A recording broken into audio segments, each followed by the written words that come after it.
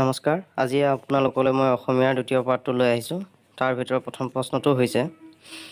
বধকাব্য কোনে ৰচনা কৰিছিল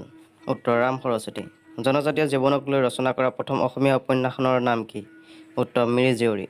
৩ নম্বৰ অসমীয়া সাহিত্যৰ সীমাত্মক ইতিবৃত্ত গ্ৰন্থৰ ৰচক কোন উত্তৰ সত্যনাথ শৰ্মা ৪ নম্বৰ অসমৰ লোক সংস্কৃতি গ্ৰন্থখনৰ লেখক কোন উত্তৰ বিৰঞ্চি কুমাৰ বৰুৱা ৫ নম্বৰ অধা লেখা দস্তাবেজৰ ৰচকজনৰ নাম কি উত্তৰ মামণি ৰয়চম গোস্বামী ৰূপকোঁৱৰ জ্যোতিপ্ৰসাদ আগৰৱালাৰ শ্ৰেষ্ঠ নাটকখনৰ নাম কি উত্তৰ কাৰেঙৰ লিগিৰি ৭ নম্বৰ সৰুসমুখীৰ স্বপ্ন উপন্যাসখনৰ ৰচক কোন উত্তৰ ছৈয়দ আব্দুল মালিক ৮ নম্বৰ মিচিংসকলে পালন কৰা কৃষি উৎসৱটো কি উত্তৰ আলি আই লৃগাং ৯ নম্বৰ লাচিত বঁটাৰ কিহৰ লগত সম্পৰ্ক আছে উত্তৰ খেলৰ জগতৰ লগত ১০ নম্বৰ অসমৰ লোকনায়ক বুলি কাক কোৱা হয় অমিয় কুমাৰ দাস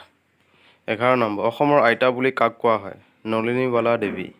১২ নম্বৰ মাধৱদেৱৰ শ্ৰেষ্ঠ কীৰ্তি কি উত্তৰ নামঘোষা ১৩ নম্বৰ তেজৰে কমলাপতি বৰগীতটিৰ ৰচক কোন মাধৱদেৱ ১৪ নম্বৰ ভৱেন্দ্ৰনাথ শইকীয়াদেৱে কি পুথিৰ কাৰণে সাহিত্য একাডেমী বঁটা লাভ কৰিছিল উত্তৰ শৃংখল ১৫ নম্বৰ ভৱেন্দ্ৰনাথ শইকীয়াৰ পদ্মশ্ৰী বঁটা কিমান চনত লাভ কৰিছিল ২০০১ চনত ধন্যবাদ আজিলৈ ইমানেই আপোনালোকৰ ভাল লাগিলে প্লিজ চেনেলটো ছাবস্ক্ৰাইব কৰি দিব